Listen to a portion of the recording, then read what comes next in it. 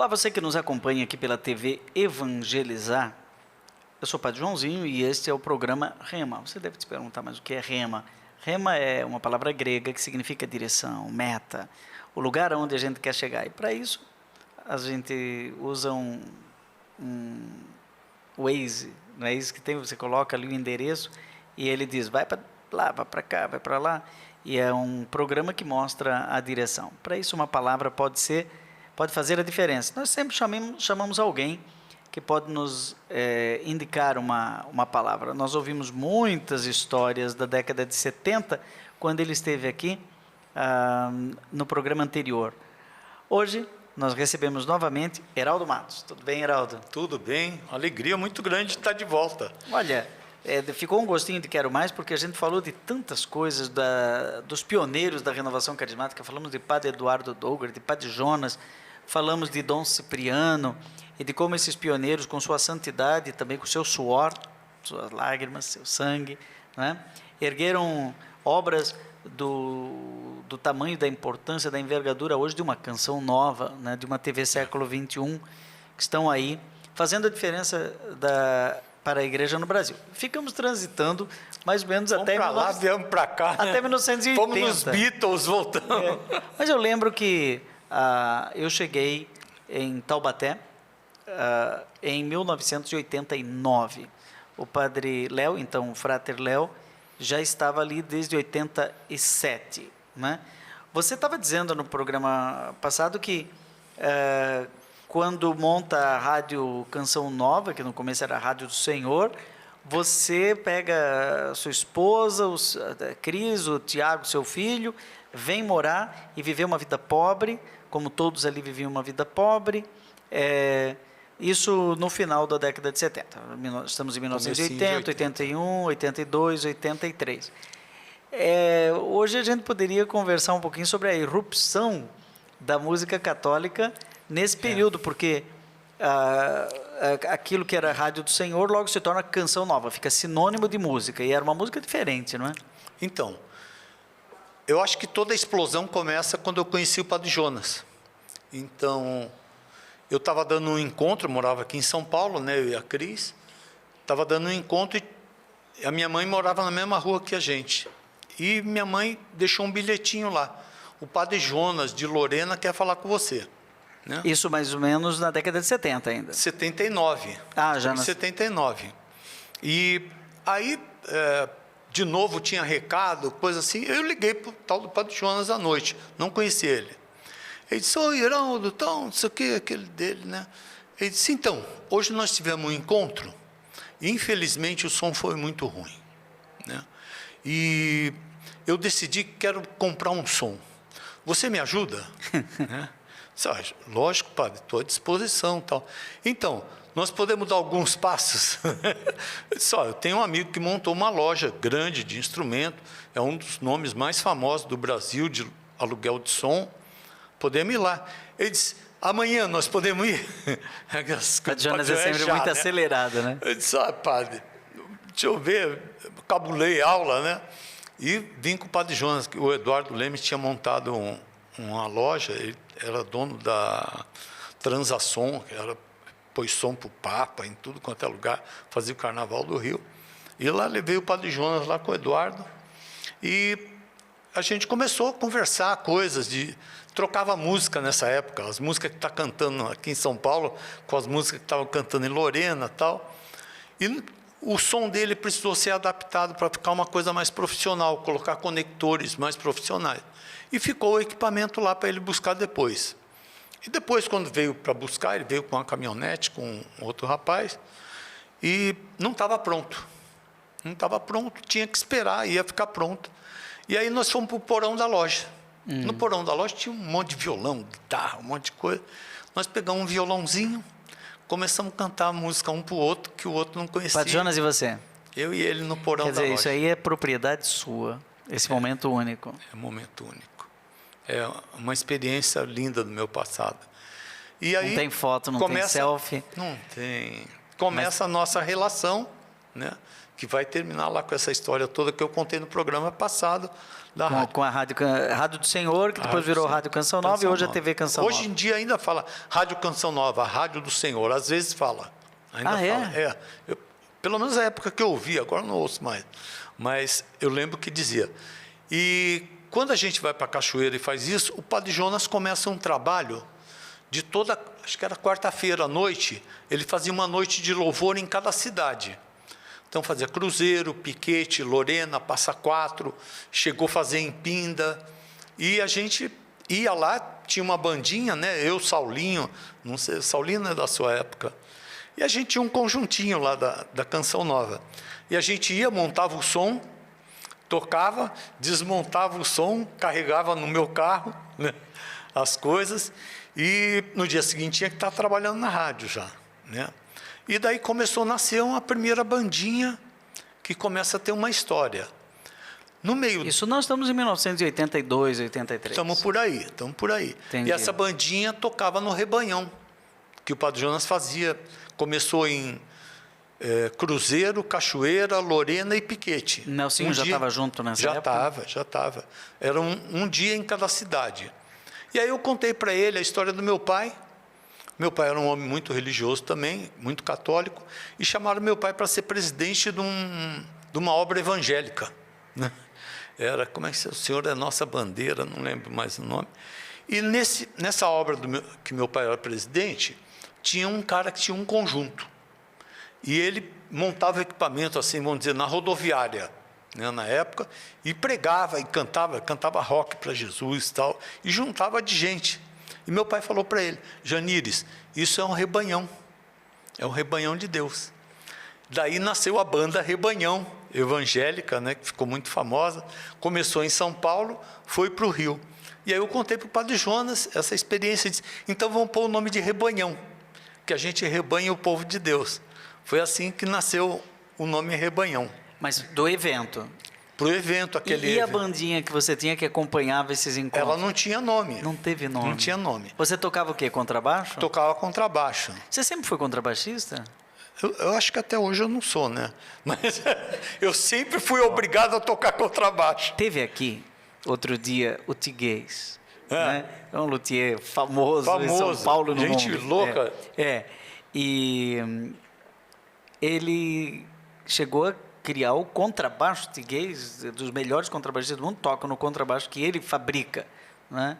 E ele falou aqui que todo contrabaixista é um guitarrista frustrado. Eu comecei tocando guitarra. Minha primeira banda eu tocava guitarra. Eu falei: você não fala isso, você está em rede nacional. Ele falou: eu posso falar porque é verdade. Ele tem autoridade. Ele tem autoridade para falar, porque ele é contrabaixista e faz contrabaixo. Então, esse conjuntinho que tinha na Canção Nova continua tocando tal. Quando chega em 80 e pouco, eu saí da Canção Nova. E aí, o que eu ia fazer? Em Cachoeira Paulista... Que ano isso? Tinha largado... Que ano foi? 83. 1983. Eu saio da Canção Nova e aí não tem o que fazer. Mas não tinha comunidade ainda? Tinha, mas na Canção Nova não tinha nenhum casal. E a gente era a exceção. E a realidade de um casal no meio de uma comunidade de jovens não tem nada a ver. Entendi. Não se tinha experiência. Eu dava umas ideias malucas, né? As minhas ideias sempre foram meio loucas. Aí você sai. Você e a Cris saem daquele Saímos ambiente. do núcleo da Canção Nova. A mãe dela continua e o pai dela. Mas a gente sai. E aí eu fui ajudar Dom Cipriano no Rio de Janeiro. Alguns meses. Fiquei lá editando as músicas dele, as palestras dele. Tal, e aí pega fogo o transmissor da rádio. E o prédio que a gente deu o terreno, né, para fazer o primeiro prédio da Rádio Canção Nova, meu sogro que deu. Então o prédio não ficava pronto. E aí o Eto já estava na obra, o Eto, o Padre Jonas, me chamaram para organizar esse meio tempo, né, de arrumar essa entre-safra aí de momento ruim. Eu fico mais algum tempo lá, e aí eu saio de novo. E o Padre Jonas diz assim: Heraldo, o seu chamado não tem lugar onde nós estamos. Nós não temos capacidade de fazer o seu chamado. Imagina a Canção Nova falar que não tem capacidade para fazer o chamado de alguém.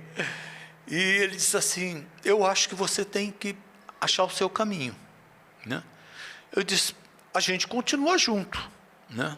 Estamos aqui, eu vou morar aqui em Cachoeira, estamos à disposição, mas eu vou procurar o meu caminho, né? Foi uma profecia dele, então. Uma profecia. Padre Eu vou te Jonas sempre mostrar o profeta. onde nós vamos chegar. Aí você controla o tempo. Aí eu monto uma firma, a Cris participava de congresso, de odontologia, tudo isso. Eu monto uma firma de gravar palestra. Eu tinha um duplicador de fita. Eu ia gravar, fazia aquilo que a Canção Nova fazia, que o Padre Eduardo fazia, todo mundo fazia. Mudei de ramo, né? Só que aí eu precisava de um estúdiozinho para gravar. Você ouve agora o doutor Paulo Ricardo falando sobre não sei o que lá. Começava na palestra, né? Eu comecei a montar um estúdiozinho na minha casa, anexo à minha casa. Isso em Cachoeira? Em Cachoeira. E aí o meu pai falou, pô, por que você não faz um estúdio maior um pouco, tal? A ideia é fazer uma salinha, né? Eu comecei a fazer um negocinho maior um pouco. E aí um dia eu estava colando aquelas placas de Sonex, lembra aquilo? Estava em cima da escada. E eu senti a voz de Deus falando, eu quero esse estúdio para mim. Assim, na lata, de tarde. Eu falei, Senhor, tenho 3 filhos. Não, tinha os 3. Tinha os 3. Tenho 3 filhos. Eu preciso criar meus filhos. Isso aqui é meu ganha-pão. Se o Senhor está me chamando para dar isso aí, eu tenho que manter o resto lá. Vamos conversar sério disso. Desci da escada, liguei para o Padre Jonas. Nessa época, você ligava para o Padre Jonas, né? Não tinha celular. Telefone fixo. Telefone fixo. Eu falei, Padre Jonas, eu preciso conversar com o senhor uma coisa séria. Ele disse, vem aqui, na hora do terço, a gente conversa logo depois. Tá bom. Fui lá, contei o que aconteceu, com os detalhes todos. Ele virou para mim e falou assim, o Senhor está te chamando a jogar uma bolinha de neve, montanha abaixo na neve. E você não tem ideia a bola de neve que Deus vai fazer. Dá o passo, filho. Aí mudou toda a visão do estúdio, né? Pensava já em fazer um estúdio de música, mas ele era pequeno. No começo eu tinha uma mesinha de som com um cassete, que gravava 4 canais no cassete. Imagina a desgraça que era aquilo, né? E eu comecei a gravar, e aí o Nelsinho ia lá, o Eugênio ia lá, né? A Gildete. Gildete. Né? Todo mundo ia lá no tal do estúdiozinho.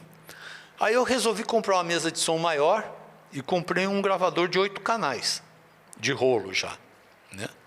E aí, analógico. Eu não sabia gravar, entende? Ninguém tinha experiência. E o boy tocava numa banda de baile e durante a semana ele ficava folgado. Eu já conheci o boy já de tocar no rebanho. Grande guitarrista. Chamei o boy. Aí a gente começou a gravar as músicas dele, as minhas músicas, gravamos uma do Nelsinho, aí o Eugênio veio com uma lá também e tal. Gravamos, independente de quem ia cantar. Gravamos as bases. Em cassete? Todas. Não, aí já no rolo, de 8 canais. Ah, e mandaram imprimir? Não, aí eu... Quem disse que o tom era da gente cantar? Ninguém pensou que iam cantar aquilo lá. Gravou no tom que era mais fácil para tocar guitarra. Pensou nas guitarras, né? O boy gravou a bateria no M1, lembra do teclado? Lembro. M1? As baterias, o baixo. Korg. Tudo foi no M1. Só as guitarras que não. E aí, vamos pôr voz, né? Vamos pôr voz. Aí, deu para o Eugênio cantar. Quando passava dos 8, aí juntava 2 canais, que acho que era, né? Ah, é. O ping-pong que chama, que né? juntar Você 2, gravava a bateria num monte de canal. Depois juntava em um. Fechava a bateria em 2 canais. Várias mixagens. Então. Exatamente, exatamente. E o pior, sabe o que é? É que ficava bom. Ficava bom. Ficava bom. Sabe, uma frustração que eu tenho é que depois que veio toda a tecnologia, junta que abriu tudo, aqueles 150 canais. Ninguém mais é capaz de mixar aquele inferno. E aquele uma tempo, arte, com 8 canais, você ouve... Cortava fita, editava fita para pôr um pedaço do que faltava lá no coisa, de 2 canais para repetir. Eu gravei um disco pelas Paulinas, ainda usando só 8 canais. Olha e só.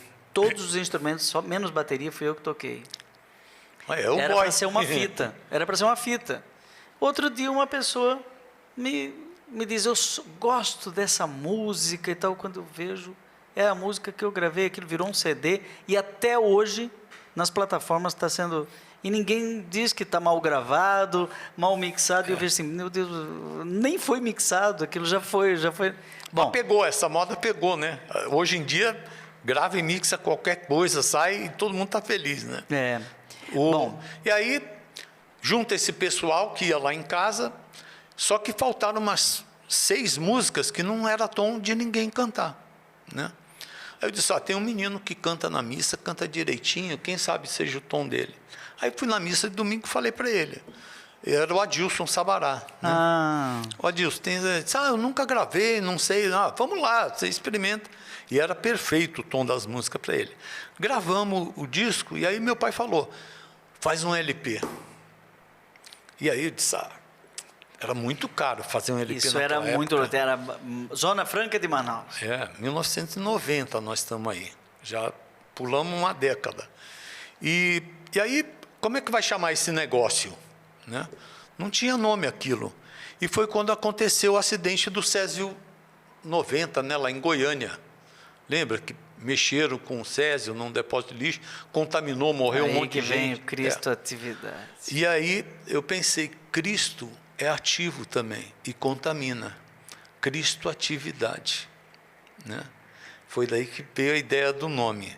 Então chamava Cristo Atividade. Mas isso é em 90? 90. Então nós já pulamos de 1980 de 80 para 90. Fizemos 83. Uma bandinha lá, fizemos alguma coisa, e em 90 montamos um estúdio. 7 anos aqui. E montou esse tal de Cristo Atividade, que não era uma banda ainda. Né? E aí saiu o disco, o Padre Jonas abençoa o disco. E ele escreve no encarte do disco, eu passo a bola sem deixar a cancha, tal, e abençoou o trabalho da gente tocando rock. Só que no começo a igreja não aceitava rock de jeito nenhum. Então nós tínhamos uma seleção de country, de musiquinha da igreja, né? Quando eram as ovelhas assim no lugar que a gente ia, começava com os country. E aí tocava umas 3, 4 do Cristo Atividade só. E foi assim que a gente foi pegando as manhas e... Eu vou querer voltar a esse período de 83 a 90, porque como eu já te falei, eu chego em Taubaté em 1989, 84, 85, 86, 87, 88, 89, né? Então, eu estou aqui na área, né, nesse período. E aqui eu tenho uma história para ver onde é que cola essa história que eu vivi com aquilo que você viveu nesse período, porque tem coisas que a gente não viveu juntos. Não é que eu vivi de um jeito, você viveu de outro, só que cada um estava vivendo. E talvez você tenha memórias que eu não tenha. Será? Né? Da música. Eu acho que... E que a gente nunca fez, nem fora preparando essa entrevista, porque essa entrevista não teve preparação nenhuma, né? Não tem nenhuma produção aqui, né? É nua e crua. Nós vamos fazer um breve intervalo e voltamos para conversar um pouquinho mais com Heraldo Matos.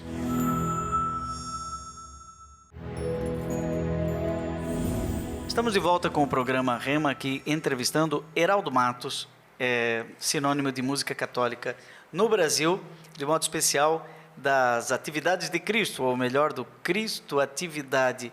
Nessa época em que grava o Cristo Atividade, dessa maneira muito rudimentar, já existia Codimuk? Não, ela começa aí.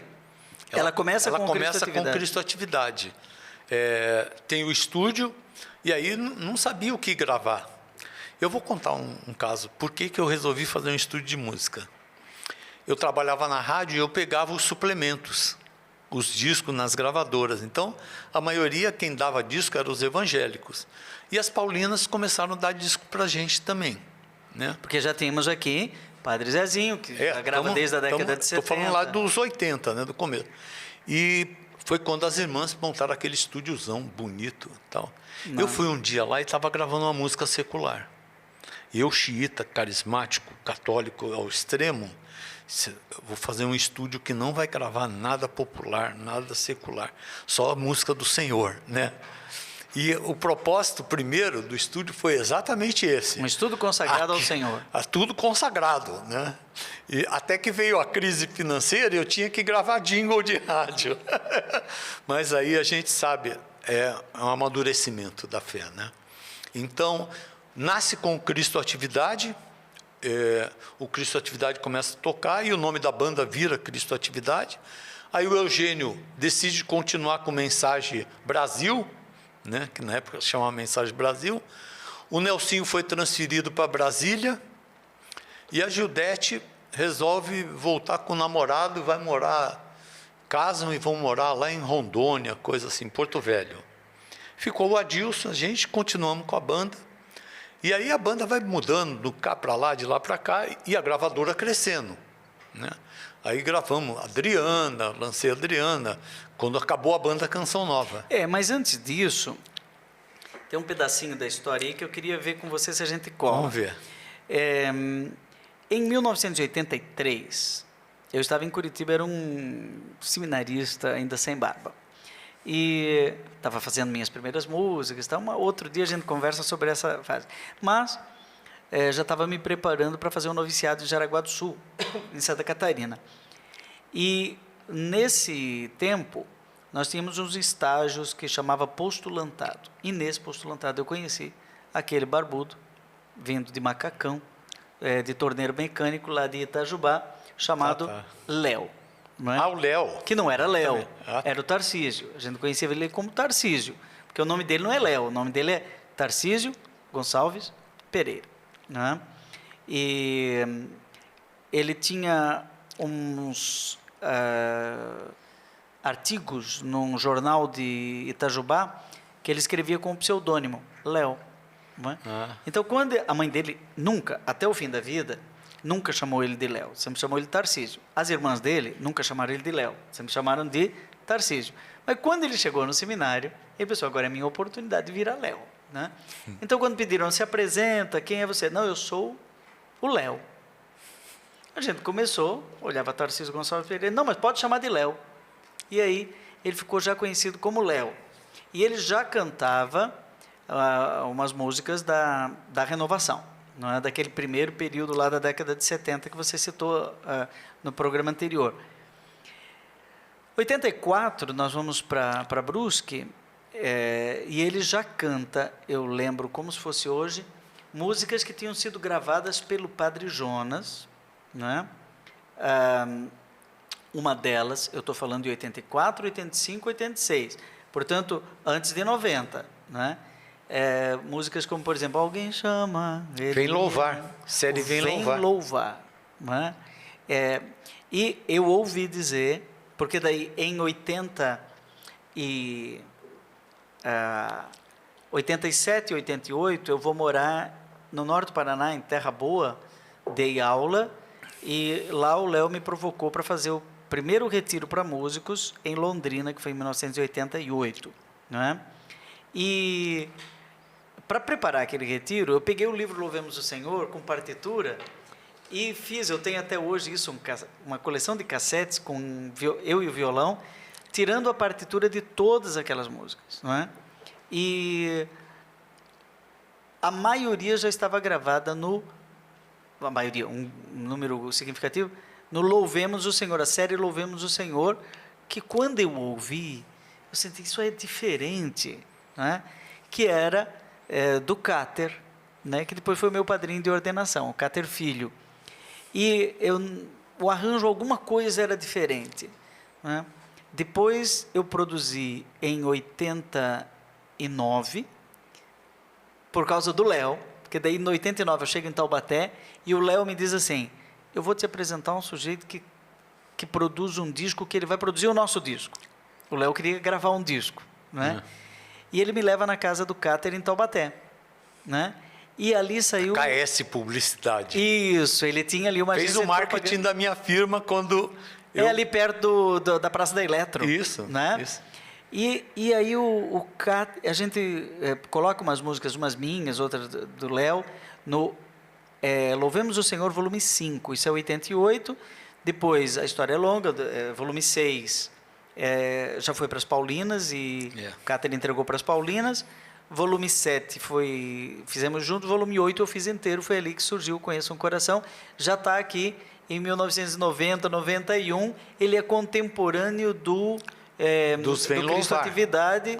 E o Vem Louvar eu acho que é um pouquinho anterior, é ali. Ele está nesse rolo aí. Porque o Cáter me falou, Que quem gravou o primeiro Louvemos foi o Padre Jonas, o volume 1, com os titulares do ritmo. O 1 e o 2, eu acho. pode ser. E com os titulares do ritmo, Com os titulares porque do daí ritmo. entrou o maestro Walter Aride. Lembra? Isso, Walter Aride, daí o Cáter diz, não, eu tenho um maestro profissional. Quem trabalhava com maestros profissionais eram as Paulinas, Eduardo Assad e tal. E o Wilson Mauro, né, que gravava para o Padre Zezinho. Aí o Padre Jonas grava Vem Louvar. Vem Louvar, né? Tem uma história bonita. O Vem Louvar, ele gravava um em cada lugar. Aí ele gravou 5 quando eu estava começando a montar o estúdio e que aconteceu essa Então isso é história da anterior escada. ao Cristo Atividade. É anterior ao Cristo Atividade. Essa é a cola que eu queria... É do 5 para baixo, é anterior ao estúdio e ao Cristo Atividade. Quando o 5... Que ali a Gildete gravou, depois também o Então, nesse 5, Ricardo Sá. eles gravam em Ribeirão Preto no estúdio de 24 canais. E eu tinha um estúdiozinho de 8.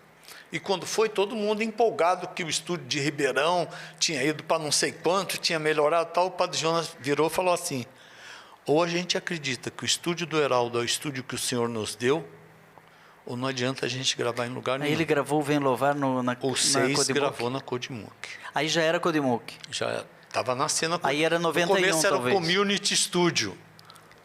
No começo era Community Studio.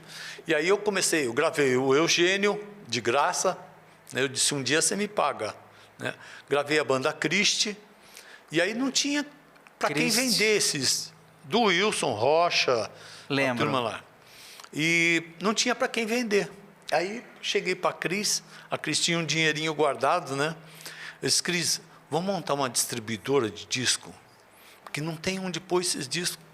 A gente sai vendendo aí pelas cidades e tal. E aí apareceu um cara doidão, o Cal, de Rio Claro, e ele pegou o carro, encheu de disco e saiu pelo Brasil vendendo de livraria em livraria e nos grupos de oração e tal. Assim começou a Codimuc distribuir e gravar. Mas eu ouvi dizer que o diferencial da Codimuc em relação ao que já tinha tanto estúdios independentes como esse de Ribeirão Preto e outros, eu lembro que o Louvemos, eu não vou saber onde era, mas era aqui em São Paulo, em algum lugar. Na Gravodisc, eu acho que gravava. Levavam subia um morro e tal. O Cáter levou a gente lá e o maestro gravou ali. Nunca mais eu voltei naquele local. Se hoje eu tivesse que ir, eu moro em São Paulo, eu não saberia onde é que foi que eu gravei. Foi a primeira vez que eu entrei num estúdio na minha vida e o Léo gravou ali. É uma cena que não me sai da cabeça. Mas era assim, eram estúdios que se alugava, gravava, pegava o rolo, pronto. mandava para lá e o disco estava pelo correio, vinha de Manaus. Mas quem fazia tudo completo eram as Paulinas. Sempre fizeram e até hoje fazem. E né? muito bem, E né? muito bem. São pioneiras e tem que tirar o chapéu. Eu tiro mesmo. Mas o Cáter entrou nessa vibe de fazer o independente. Né? Foi. E eu acho que você captou a ideia de que entre o independente, o locado e essa gravadora católica chamada Paulinas, poderia haver uma outra alternativa que é a cooperativa. E aí A cooperativa não deu certo. Eu ouvi dizer que era cooperativa de músicos. Isso, Community- cooperativa de divulgação da música católica. Aí eu não consegui montar a cooperativa juridicamente. Mas a sua ideia era cooperativista. Lógico, cada artista, ele era um distribuidor, um representante. Tanto é que o começo da Codimuc, da distribuidora, eu trocava disco. Trocava disco com o pessoal de Cubatão, trocava Célio. todo mundo, o Célio. A turma que gravava nas Célio Paulinas, Pérez. eles tinham os discos das Paulinas. Eu trocava e nos shows a gente levava. Então, cada vez que eu vendia um da Água... Como é que chama aquele de Santos? Jesus Música Viva. Não, de Santos. Tinha um Água Viva lá, coisa assim. E Sei qual. o Jesus Música Viva. Cada um que eu vendia era como se eu estivesse vendendo um Cristo Atividade. Eu ganhava igual, entendeu? E quando eu lancei o Cristo Atividade, foi num encontro de jovens da Renovação Carismática, em Cruzeiro. E eu fiz um negócio assim, quem comprasse uma caixa, acho que vinha 15 discos. Pagava 12 discos e levava a caixa de 15, porque estava o Brasil inteiro ali. Naquela semana eu vendi 1000 LPs. O que era muito. Muito, muito, muito. Então, foi um boom pelo Brasil inteiro. E do Cristo Atividade, do estúdio, a ideia da Codimuk era nascer uma rede de lojas católicas. Só que o músico, para negócio, você sabe como é que é, né? Não funciona. O melhor negócio que ele faz é não fazer negócio. Então, não deu certo essa ideia. Mas hoje, eu sinto uma necessidade de uma cooperativa de música católica. A gente fez aí os Cantores da Fé, mas não chegamos lá, né? Conseguimos alguma coisa. Que dá um outro programa Exatamente. só sobre Cantores da Fé. Cantores da Fé, quem está nos acompanhando, eu vou até anotar aqui o negócio dos Cantores da Fé, porque é uma iniciativa do Padre Zezinho. Era um fórum permanente de música Fórum católica. permanente da música católica. Nós vamos ter que voltar a esse assunto quando falarmos da música católica programa, né? hoje. Nós temos que chegar no Anjo de Resgate hoje. No terceiro bloco vamos ter que falar alguma coisa de hoje, pelo menos antes de resgate, né? Mas a Codimuk, só para aproveitar os últimos 2 minutos desse bloco, a Codimuk gravou muita gente. Você estava falando da Adriana, não é? Logo Rosa depois, de Saron. Rosa de Saron. Ninguém lembra. Eros Biondini, Civilização do Amor. Nova Aliança, Nova Comunidade Nova Aliança. Aliança. Mas Ou ninguém- Paulão e a Lu. Paulão e a Lu de Belo Horizonte. Ninguém lembra de Rosa de Saron, todo mundo já lembra dessa configuração. tamanho. Não é? Mas não lembra daquela Rosa de Saron anterior, que era outra. Eles outra assumiram o rock por causa do Cristo Atividade. Eles eram uma banda de tocar em grupo de oração. Tocava assim, em grupo de jovens. Aquele tal. disco inicial deles que ninguém Diante mais da conhece. Cruz. Foi gravado na Codimuk? Foi. Olha. O Diante da Cruz, aí vai toda a sequência até o DVD acústico. Aí o DVD acústico estoura e eu monto uma parceria com a Som Livre. Aí, aí? já começou as parcerias e tal, aí já é uma Começou. história de gente grande, né? Mas nada disso teria acontecido se não tivesse esse início que partiu Muita de uma profecia. aventura, Padre Joãozinho. Eu montei um consórcio de gravação. O cara pagava em 10 prestações a gravação. E era sorteado um por mês. Porque tinha muita gente que queria O Rosa gravar. era do consórcio. Eu lembro, por exemplo, de você falou lá de Cubatão, né, o Célio Célio. Pérez, que lá era Jesus Música Viva, né? Acho que é o nome da... É. Mas ele criou uma outra identidade em espanhol, que era o Kyrios. O Quírios, Uma exatamente. gravação. Ele fez todas as músicas em espanhol, estilo flamenco. Né? Foi mesmo. Né? Não sei se ele gravou lá ou se Não, foi ele gravou nas Paulinas, acho. Ah, não. Não. O Padre Eduardo deu um gravador de 8 canais para esse pessoal de Santos. Lá do Padre Primitivo Baltazar. Isso, mas quem pegou foi esse Não, o Luiz Henrique. Luiz Henrique, exatamente. E eles gravaram muitas músicas lá nesse gravador. Mas essa história aí, meu Deus, está estourando nosso segundo Eu não bloco. sei se esse Quírios foi lá, mas eu acho que foi. Não, acho que não foi. A história do Jesus Música Viva, com o Luiz Henrique, é que ele percebeu que naquele livrinho do Louvemos Senhor, 50% das músicas ninguém nunca tinha gravado. Né? Mesmo porque não tinha Não valor. sabia nem de onde era aquilo. Direito autoral e tal. Nossa, não então, existia nada. ele começa a gravar fita didática. Ele toca muito bem. Então o padre Eduardo diz, tá aqui um gravador de rolo para você grava. E aí Isso. todo mundo Um pegava otário, aquela... baita gravador. Gente, nós vamos fazer um intervalo aqui e voltamos falando de hoje. Não é? Claro que a gente não vai conseguir falar tudo, mas pelo menos dessa história bonita de Anjos de Resgate. Vamos fazer um breve intervalo e a gente volta já.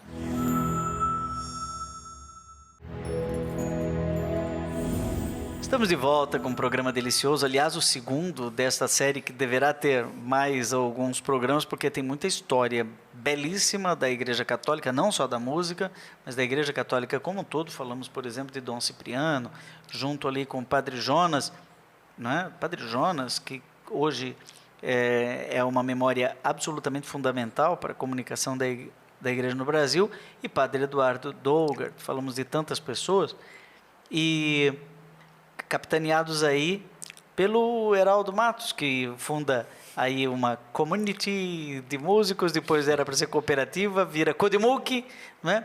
E, num determinado momento, todo mundo que queria gravar algo alternativo, não é? Vai a Codimouk. Chegou um momento que tinha lá uma fila, não é, para gravar ali. Tinha muita gente e era o Brasil inteiro. E o engraçado era que era um estúdio que os caras dormiam lá. Iam almoçar na minha casa, jantavam na minha casa, tomavam café da manhã na minha casa e tinha uns quartinhos para eles. Eu lá. gravei 2 discos na Codimouk. Você nem sabe. Você gravou um da Maria do Rosário? Não. Produzi muitos, Produziu. né? Mas eu gravei o disco 2 discos que não entraram no circuito comercial, que é para Loyola. Eu aluguei a Codimouk. Eu loquei o estúdio da Codimouk para Loyola, não é? E eu produzi eu tocando e cantando o livro Pai Nosso, né?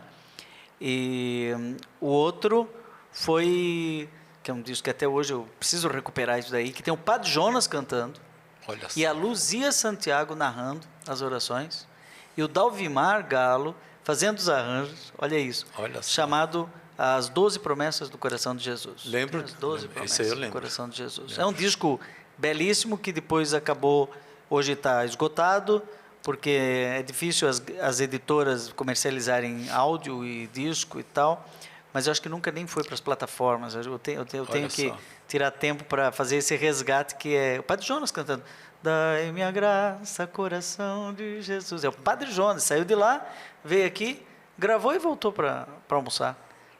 Histórias assim que a gente vai ter que recuperar.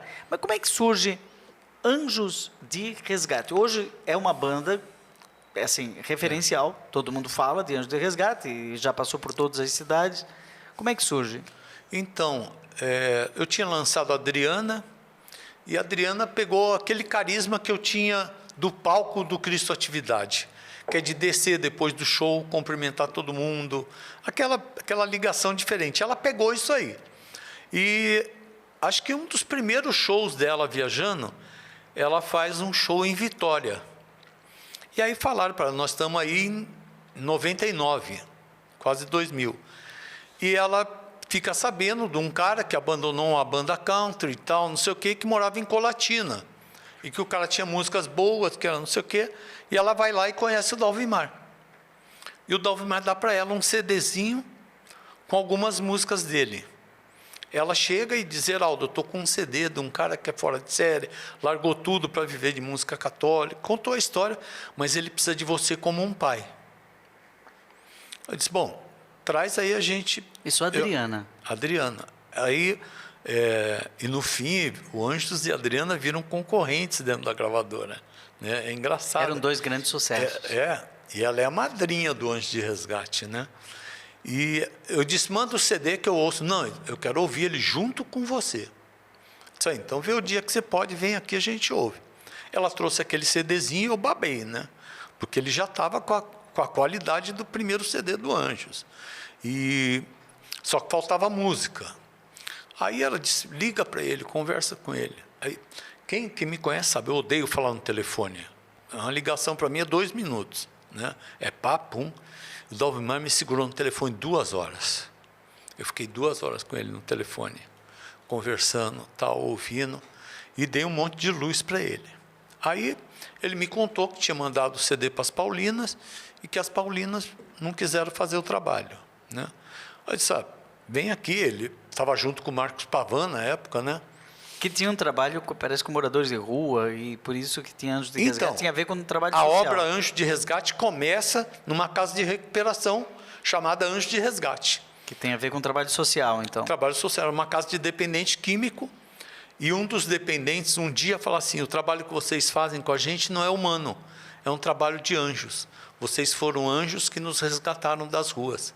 Vocês são anjos de resgate. O nome vem do próprio resgatado. Lá do resgatado.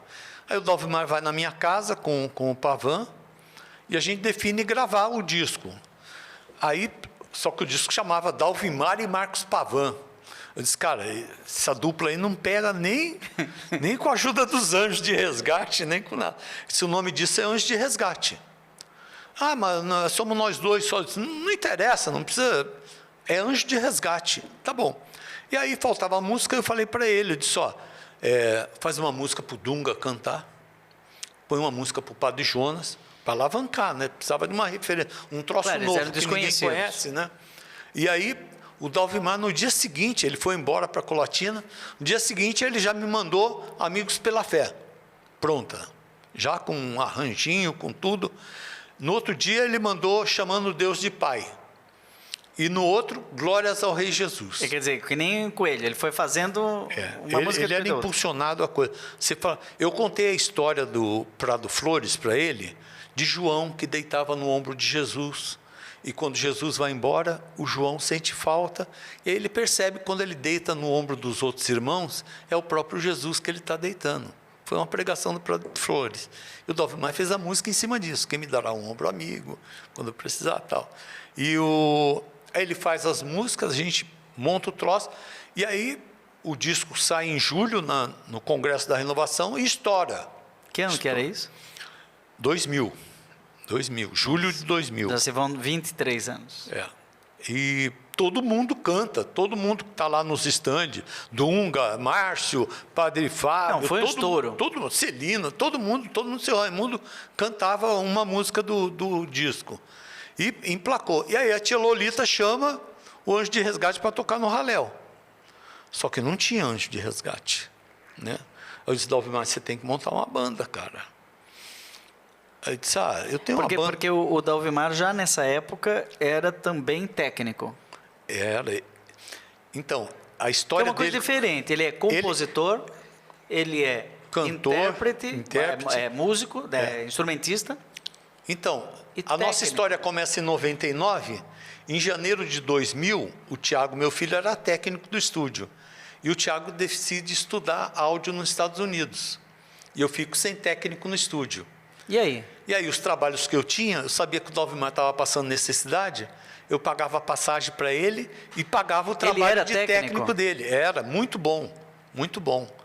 Então, ele mexia em Pro Tools, eu tinha acabado de comprar o Pro Tools. Eu naquela lembro época. quando eu conheci o Dalvimar, mais ou menos por esse período, ele estava mexendo com Pro Tools num computador, nunca tinha visto aquilo. Então, e ele era bom de Pro Tools e mixava muito bem.